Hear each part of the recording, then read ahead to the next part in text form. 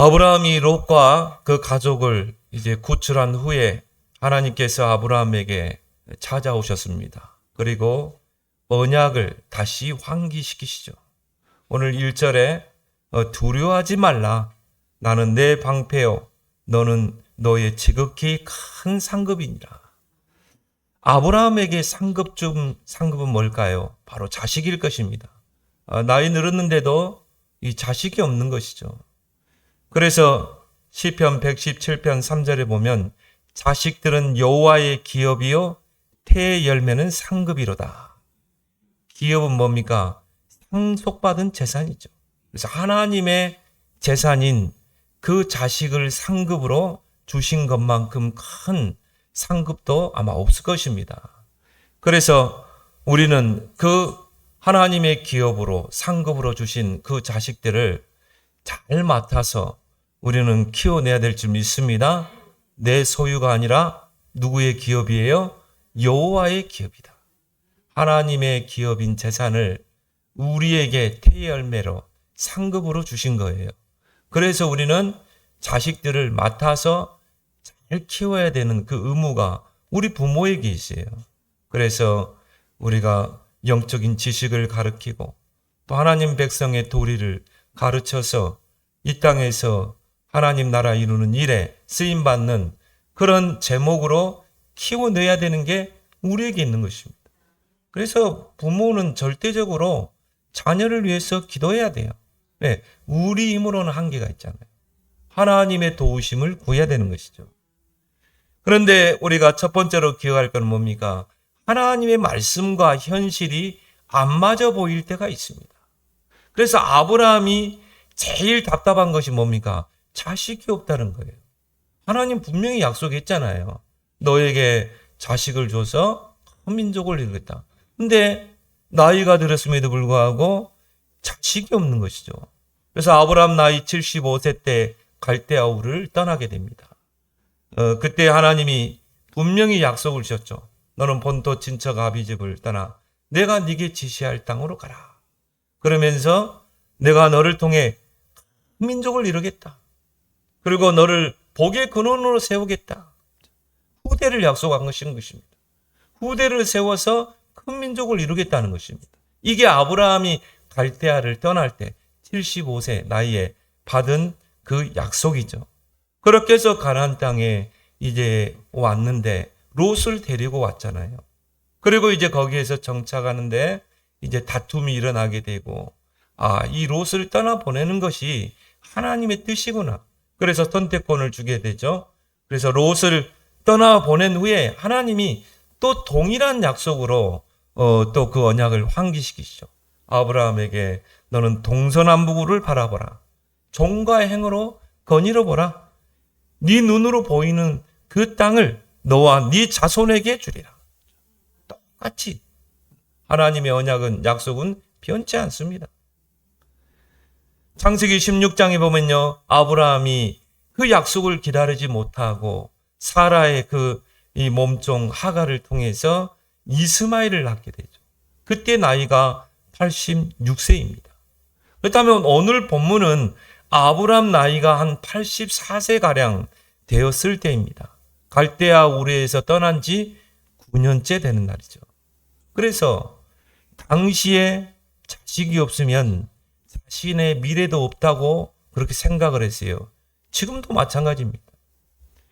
지금도 우리가 자식은 재산과 같이 그렇게 우리가 생각하잖아요. 그래서 시편 127편 5절에 보면 화살통에 화살이 가득한 자는 복이 있도다. 하나의 우리 집안의 재산과 같아요. 자식이.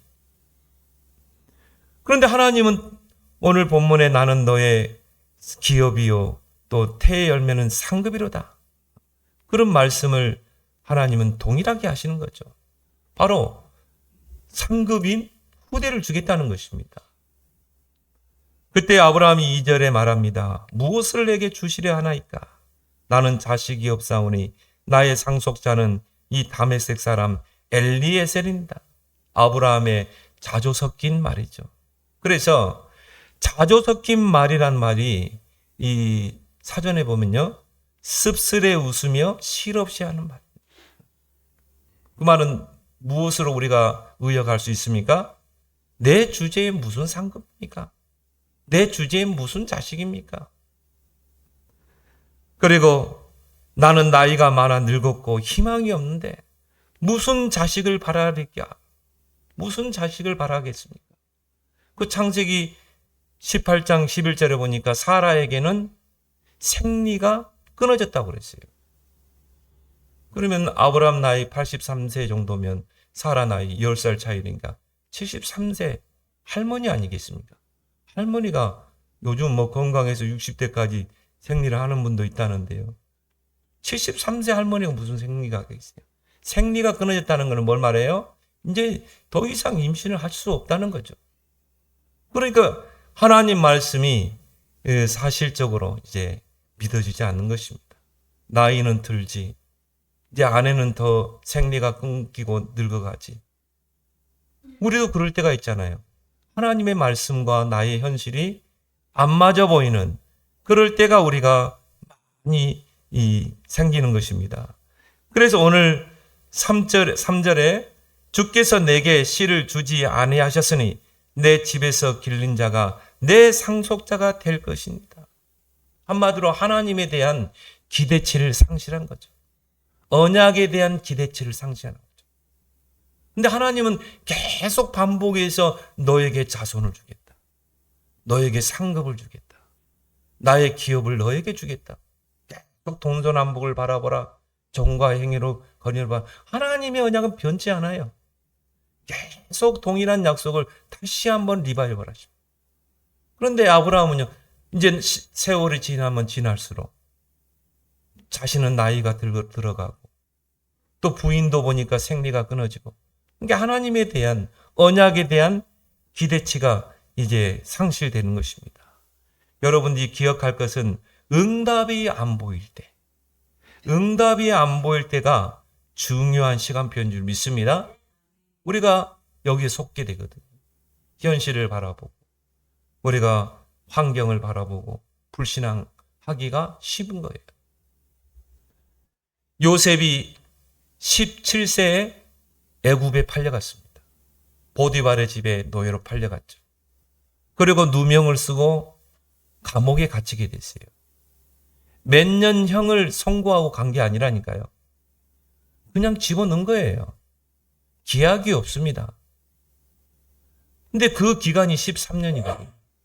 근데 요셉은 어떤 자입니까? 꿈을 통해 언약이 보일 만큼 확실한 언약을 붙잡은 자잖아요. 그런데 그 언약과 현실은 전혀 안 맞아 보이잖아요. 갑자기 노예로 팔려가지, 죽을 고비를 넘기지, 누명을 쓰고 감옥에 가지. 이게 무려 13년인 거예요.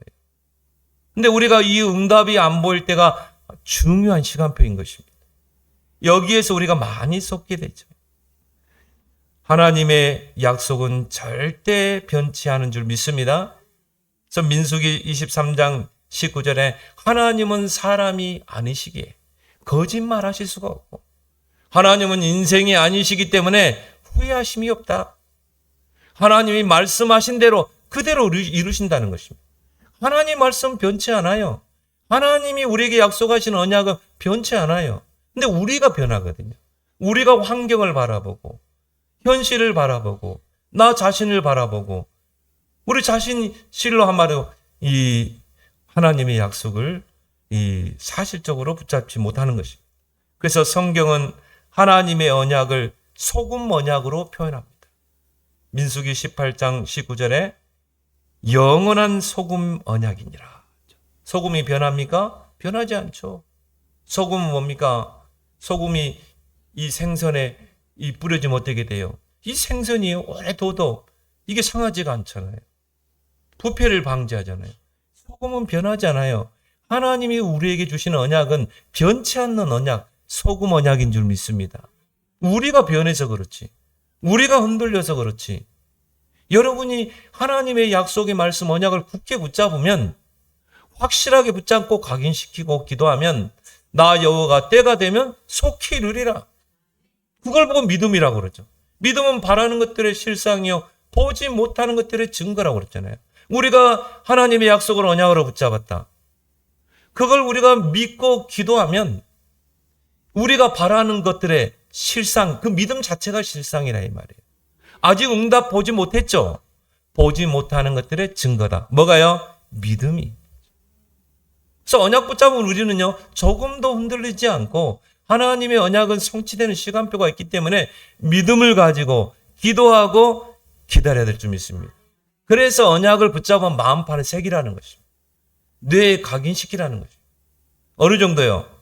시편 119편에 보니까 이 언약이 나의 노래가 되고 시가 되고 찬양이 되고 종일 읊조리는 그런 언약이 되고 그 언약을 생각할 때마다 설레이고 올해 한번 그렇게 해보세요. 원단을 통해 송구 영신 예배 또 주마다 선포되는 주일마다 선포되는 강단의 언약 그걸 어떻게 알아? 나의 언약으로 붙잡아야 돼. 하나님 말씀 뭐예요? 약속으로 주어진 거잖아요. 그걸 나의 언약으로 붙잡고 너희 마음판에 새기라. 구약 시대는 돌판에 새겼지만 우리 마음판에 새겨야 돼. 뇌에 각인시켜야 돼요. 그래서 우리가 한 주간의 삶 속에 그걸 늘 읊조리고 종일 읊조리고 그걸 적용시키고 그걸 생각하면서 설레이고 그죠? 여러분이 언약이 성취되면 설레이잖아요. 언약 성취 체험하길 바랍니다. 언약은 반드시 성취되는 거예요. 하나님 약속은 변치 않아요. 왜? 하나님은 사람이 아니잖아요. 인생이 아니잖아요. 사도행전 1장 4절에 아버지께서 약속하신 것을 기다리라. 언약을 각인시키고 그걸 읊조리면서 그걸 늘 생각하면서 그걸 가지고 기도하면서 어떻게 해요? 약속하신 것을 기다리라. 하나님의 약속 언약을 굳게 붙잡고 기다리라. 여러분 신앙생활은요 다른 게 아니에요. 언약을 붙잡는 겁니다. 우리가 열심히 하는 겁니까? 나의 의의가 가미되는 것은 종교라니까요. 언약을 붙잡으면 하나님이 하잖아요. 요셉이 막 힘쓰고 욕쓰고 그랬습니까? 아니죠. 언약 굳게 붙잡고 노예로 가고 노예로 가서도 언약 굳게 붙잡고 누명쓰고 감옥 갔는데도 그 감옥 속에도 언약 붙잡고 하나님의 시간표가 되니까 뭡니까? 바로 앞에 가게 되잖아요. 그래서 여러분이 절대 언약을 붙잡을 때요 절대 망대가 세워지는 것입니다. 그래야 절대 여정을 가는 거예요. 절대 망대가 세워지지 않고 우리가 절대 여정한다. 요셉은요 늘 갈등하고 원망하고 신세한탄하고 그죠? 요셉이 그랬을 겁니다. 노예로 팔려갔지 누명쓰고 감옥에 갔지. 그러니까 거기서 뭐 근심해야죠. 염려해야죠. 걱정해야죠. 앞날을 희망이 없어 보이죠. 근데 성경에 보니까 요셉은요 조금도 흔들리지 않았어요. 왜? 언약이 각인됐기 때문에. 꿈으로 보일 만큼 각인됐기 때문에. 결국 나 여호와가 때가 되면 속히 이르리라. 하나님의 때가 되니까요. 하나님이 요셉을 바로왕 앞에 딱 세워버리잖아요. 그래서 하나님의 시계는 현재 진행형이다. 움직이지 않는 게 아니라 무응답인 게 아니라 하나님의 시계는 지금도 움직이고 있는 것입니다. 그래서 나 여호와가 때가 되면 속히 이룰 줄 믿습니다. 두 번째 뭡니까?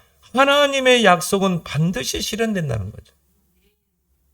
4절에 아브라함이 말합니다. 그 사람이 하나님 말씀하시죠. 그 사람이 내 상속자가 아니라 내 몸에서 날 자가 네 상속자래라. 아브라함은요. 이제 뭡니까? 이 어릴 때부터 같이 자란 엘리에셀이 바로 상속자라 그렇게 생각한 거예요. 내 생각을 앞세우는 거죠. 하나님의 약속을 마음에 담는 게 아니라 내 생각을 앞세우는 거예요. 그리고 하나님 뭐라고 그럽니까? 그 엘리에셀이 상속자가 아니다. 네 몸에서 날 자가 바로 네 상속자가 되리라. 그러면서 하나님이 어떻게 합니까? 아브라함을 밖으로 데리고 나가죠. 시청각이죠. 보여주면서 이제 각인시키는 것입니다. 또한 믿으니까. 밖으로 데리고 나가서 하늘의 무별을 보여주십니다. 저 하늘의 무별을 봐라. 저 하늘을 우러러 무별을 셀 수 있나 봐라. 저 무별과 같이 내가 네 후손을 크게 번성케 하겠다는 것이죠. 시각적인 효과. 또 안 믿으니까. 하나님의 약속은 조금도 흐트러지지 않습니다. 하나님의 약속은 조금도 흐트러지지 않고 변하지 않아요. 소금 언약이라니까요. 변치 않는 언약. 우리가 조급해서 설레발치는 거 있죠. 설레발친다는 말이 뭡니까? 몹시 서두르며 부산하게 보다. 막 현실을 바라보고 내 현실을 환경을 바라보고 우리가 설레발치는 거죠. 하나님 분명히 약속하는데 우리 집안의 상속자는 저 엘리에셀입니다. 우리가 조급하지 하나님은 조금도 조급하지 않아요. 왜? 사람은 시계를 만들 수 있지만 시간은 만들 수 없습니다. 하나님만이 시간을 만드는 거예요. 하나님만이 그 언약 성취의 시간표를 맞추시는 것입니다. 그러니까 우리 자신이 설레발치는 거예요. 왜? 당장 내게 뭔가 응답의 증거가 없거든. 아브라함이 갈대아 우르 나올 때 75세. 이제 83세가 됐어. 희망이 없어 보이는 것입니다. 설레발치지 마시고 언약을 새기길 바랍니다. 현실을 보고 속지 말고 하나님의 약속을 100% 신뢰하라. 사라의 나이는 73세. 생리가 끊어졌죠. 우리가 현실을 볼 때는 막막합니다. 절대 불가능입니다. 그런데 하나님은 어떤 분이에요? 절대 불가능을 절대 가능으로 바꾸시는 분이라니까요. 왜? 하나님의 언약이 성취돼야 되기 때문에. 하나님의 언약은 우리의 이성을 초월합니다. 모든 과학을 초월하는 거예요. 그 늙은 사라를 통해서 아들을 줬잖아요. 이걸 여러분이 믿어야 돼요. 하나님의 언약은 절대 불가능을 절대 가능으로 바꾼다. 히브리서 6장 17절에 하나님은 약속을 기업으로 받는 자들에게 그 뜻이 변하지 아니함을 충분히 나타내시려고 그 일을 맹세로 보증하셨다. 하나님이 자신보다 높은 자가 없기 때문에 자기 자신을 가르쳐 맹세했어요. 그래, 내 이름을 걸고 내게 맹세한다는 거예요. 너를 반드시 복주고 복주며 반드시 너를 보고 번성케 하고 번성케 하리라. 2번 반복을 했어요. 반복은 뭘 말합니까? 강조입니다. 강조. 내가 맹세코 너를 복주고 내가 맹세코 너를 번성케 하겠다는 거예요. 하나님은 맹세코 우리에게 말씀하시는데 우리가 흔들려 버리거든요. 그러니까 응답을 놓치는 것입니다. 그러니까 40년 광야를 하나님이 기다리게 하는 것입니다. 반드시 하나님의 약속은 성취되는 시간표가 있는 것입니다. 전도서 3장 1절에 범사에 기한이 있고 천하 만사가 다 때가 있는 거예요. 세상에서도 그러잖아요. 때가 있다고 그러죠. 하나님도 마찬가지입니다. 반드시 그 약속이 성취되는 때가 있는 것입니다. 베드로서 3장 9절에 주의 약속은 어떤 이들이 더디다고 생각하는 것 같이 더딘 것이 아니라 우리는 더디다고 생각하는 그게 아니에요. 하나님 정확한 시간표에 완벽하게 하나님 만들어서 성취하시잖아요. 그래서 이 일을 행하시는 여호와, 그것을 만들어 성취하는 여호와. 하나님은 완벽하게 만들어서 하나님은 언약을 성취하는 줄 믿습니다. 요셉을요, 형들이 팔았잖아요. 보디발의 집에 팔려가잖아요. 이 보디발이 애굽의 군대 장관 아닙니까? 경호실장입니다. 왕을 경호하는 실장이라니까요. 애굽의 노예시장에 가서 노예를 한 명 살려고 하는데 거기 많은 노예들이 있었겠죠. 거기에 요셉이 있었던 거예요. 그 많은 노예들 중에 요셉이 보디발의 눈에 딱 띄인 것입니다. 그 돈을 주고 샀겠죠. 노예로 산 거예요. 근데요, 요셉이 거기서 뭡니까? 하나님이 함께 하심으로 여호와께서 요셉과 함께함으로 그가 형통한 자가 되었다. 보디발의 눈에 그게 보인 거예요. 아, 저 노예 한 명을 사왔는데 이 친구가 일을 잘하는 거라. 아주 성실하게 잘해. 그래서 요셉을 위하여 보디발의 집과 소유에 복을 내렸다고 그랬거든요. 이 노예 한 명을 데려왔는데 보니까요, 요셉과 그 보디발의 재산이 막 늘어나. 그래서 보디발이 어떻게 했어요? 야, 너 오늘부터 노예하지 마. 너는 이제 우리 가정의 재산을 관리하는 가정총무야. 가정총무를 세웠죠. 그래서 요셉이요, 보디발의 그 집에 있는 모든 소유, 재산을 다 관리했어요. 거기서 뭘 배웠습니까? 형제를 배웠어요. 보디발의 아내가 윙크해가지고요, 그거 반대해가지고 뭡니까? 결국은 감옥에 들어갔잖아요. 보디발의 요셉의 말이 그거예요. 나는 보디발 주인을 섬기는데 어떻게 당신과 그런 잠자리를 하겠냐. 나는 그럴 수 없다는 거야. 그 여자가 막 유혹했겠죠. 요셉은 청년이고.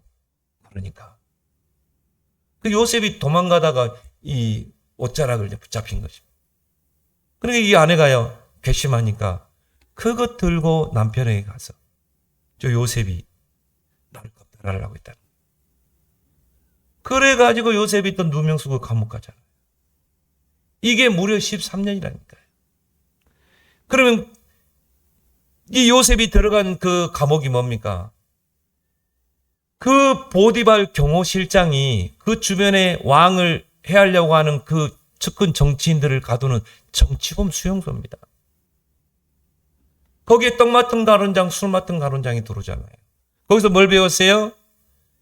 정치를 배웁니다. 완벽하죠? 하나님은 완벽하게 만들어서 언약을 성취하는 줄 믿습니다. 이게 13년이에요. 그래서 그 술 맡은 가론장 꿈을 딱 해석해 주잖아요. 그러면서 한 말에 요셉이 뭐라고 그랬죠? 당신이 복직하면 나를 기억해 달라. 나는 누명 쓰고 여기 들어왔다. 근데 그 술 맡은 가론장이요, 왕 앞에 가서 복직했는데 요셉을 잊었더라. 잊은 것도 하나님의 계획이에요. 왜요? 애굽에서 공무원이 되려면 나이가 30세가 돼야 돼요.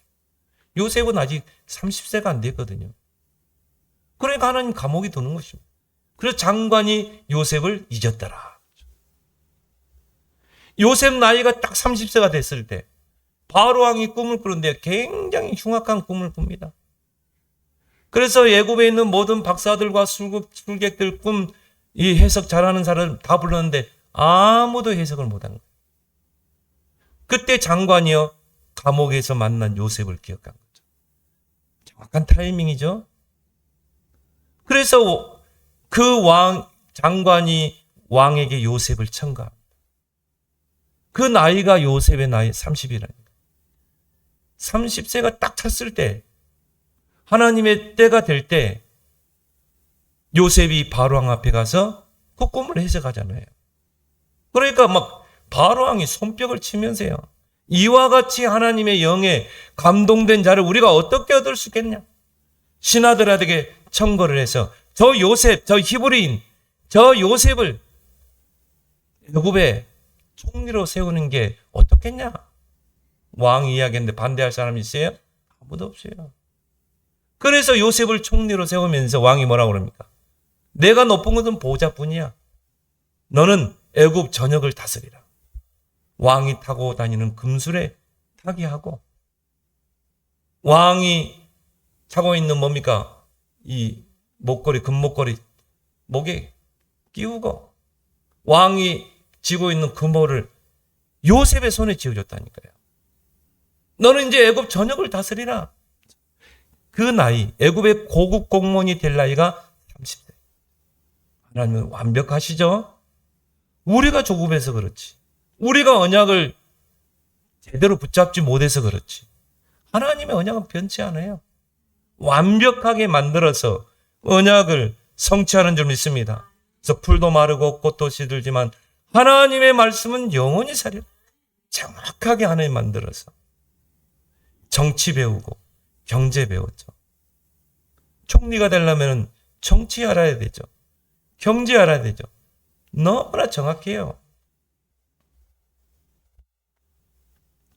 세 번째로 우리가 기억할 것은 언약의 확실한 증표를 하나님이 보여주죠. 그래도 안 믿으니까요. 자, 하늘의 무별을 보여주면서 네 저 눈에 보이는 무별, 내가 그만큼 큰 민족을 이룰게.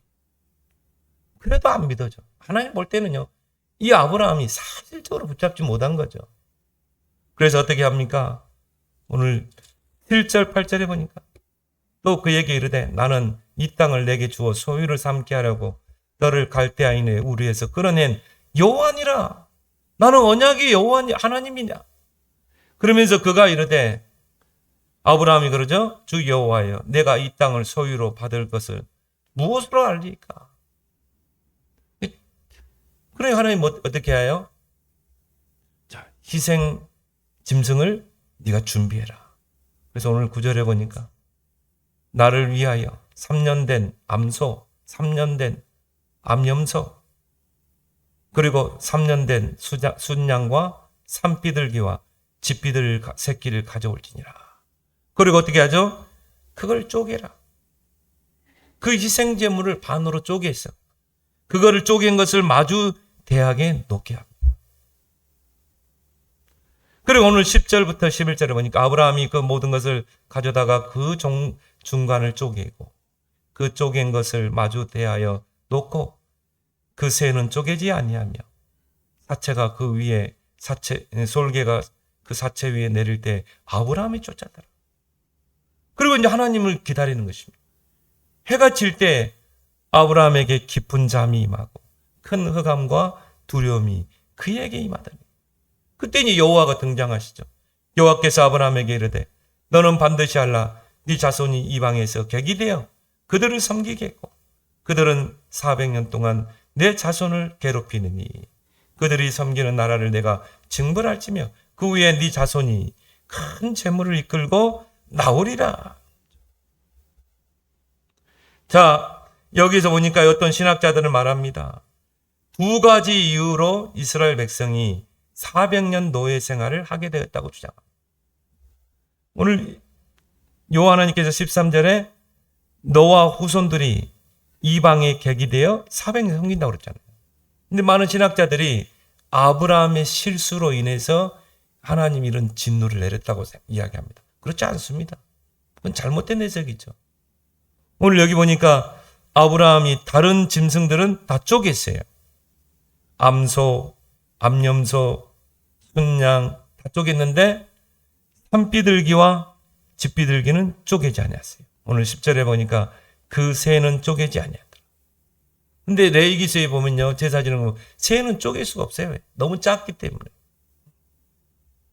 그리고 깊은 잠이 임할 때, 아브라함이 깊은 잠이 임할 때 흑암과 두려움이 임했다. 좀 졸았다고 하나님이 그렇게 진노합니까? 그렇지 않습니다. 하나님 그런 분이 아니에요. 하나님은 얼마나 멋있는 분인데 이렇게 율법적으로 해석을 하더라니. 그게 아니에요. 자, 아브라함의 후손들이 애굽 땅, 그때 당시에 최강대국 애굽 땅에 거하면서 민족이 늘어나야 돼요. 숫자가 커야 돼요. 많이 번성해야 되는 것입니다. 그래서 애굽 땅에 두신 것입니다. 400년 동안 두신 거예요. 물론 노예로 있었지만 그 400년 노예로 있을 때 어떻게 했습니까? 이스라엘 백성이 번성케 되고 번성케 돼요. 출애굽에서 나올 때 이스라엘 장정만 60만이에요. 거기다가 아내까지. 자식 한 명, 그때는 많이 낳을 때 아닙니까? 한 명만 놓고 보더라도 300만이 출애굽에서 애굽에서 나왔어요. 그때까지 400년 동안 하나님이 이스라엘 백성을 애굽에 두신 것입니다. 그리고 더 결정적인 건 뭡니까? 오늘 16절에 보니까 내 자손은 4대 만에 이 땅으로 돌아오리니 이는 아모리 족속의 제약이 아직 가득하지 아니하며 아모리 족속, 가나안 족속의 제약이 아직 가득 차지 않았다. 하나님이 제약이 가득 찰 때를 어떻게 합니까? 심판을 내리죠. 노아 때도 마찬가지고 소돔과 고모라도 하나님 심판하셨어요. 근데 이 아모리 족속, 가나안 족속의 제약이 아직 가득 차지 관영하지 않았다.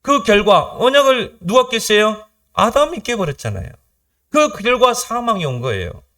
그 쪼긴 당사자에게 이제 뭡니까? 그에 대한 대가를 받게 되는 거죠. 그래서 사망이 왔고요. 한 번 죽는 것은 정해져 있고 그 후에는 심판이 있다. 영원한 불못의 지옥에 들어가는 것입니다. 언약을 파기한 죄, 원죄. 예수님이 이 땅에 오셔서 십자가에 어린 양의 희생 제물이 된 게 이 언약을, 이 파기된 언약을 회복시키기 위해서인 것입니다. 그게 바로 십자가의 대속물이 되신 거예요. 자신이 그 모든 저와 여러분들의 그 죄의 형벌을 짊어지신 것입니다. 주님이 대신 짊어진 거예요.